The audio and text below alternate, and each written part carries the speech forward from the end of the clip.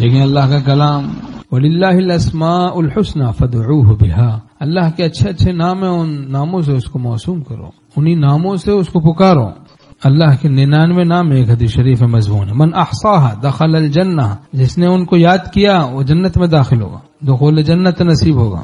ایک بزرگ کے پاس جب کوئی حاضر ہوتا، تعلق کرتا، ان سے بیعت ہوتا، تو اللہ کے نام اس کے سامنے اللہ کے مختلف اسماء صفات پڑھتے ہیں، هو اللہ الذی لا الہ الا هو الرحمن الرحیم الملک القدوس السلام المؤمن المہیمن العزیز الجبار المتکبر، ایسے پیارے پیارے نام ہیں ان کے۔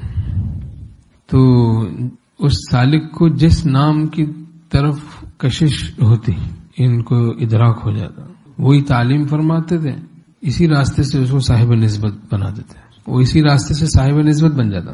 تو لے اللہ کا نام تیرا سب بنے گا کام۔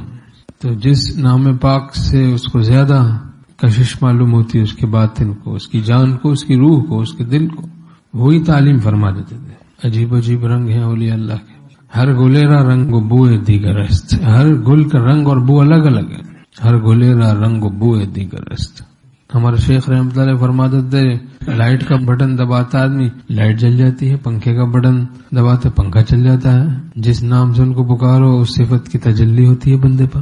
خلوص دل سے پکارے کوئی اگر ان کو، ہر ایک نام ہی ان کا پھر اس میں اعظم ہے، ہر ایک نام ہی ان کا پھر اس میں اعظم ہے۔ حضرت معروم رحمۃ اللہ فرماتے ہیں کہ سبحان اللہ کرنے سے اللہ کی پاکی میں اضافہ نہیں ہوتا، ہم ناپاک پاک ہوتے ہیں، ہماری ناپاکی پاکی میں بدلتی ہے۔ اللہ جو ہم کرتے ہیں کہ ان پر احسان نہیں کرتے، وہ ہمارے سجدوں سے بے نیاز ہے، ان کو حاجت نہیں، ہماری نمازوں کی، ہمارے سجدوں کی، ہماری یاد حق ان کو حاجت نہیں ہے، ہمارا اپنا اس میں فائدہ ہے، لیکن وہ پروردگار خوش ہوتا ہے، ان کو یاد کرنے سے وہ خوش ہوتے ہیں۔ بدل کے یاد حق کا اہتمام ہو، کبھی تلاوت ہو، کبھی ذکر ہو، کبھی دعا ہو، اور اپنے نشاط اور اعتدال کی بھی حفاظت ہو۔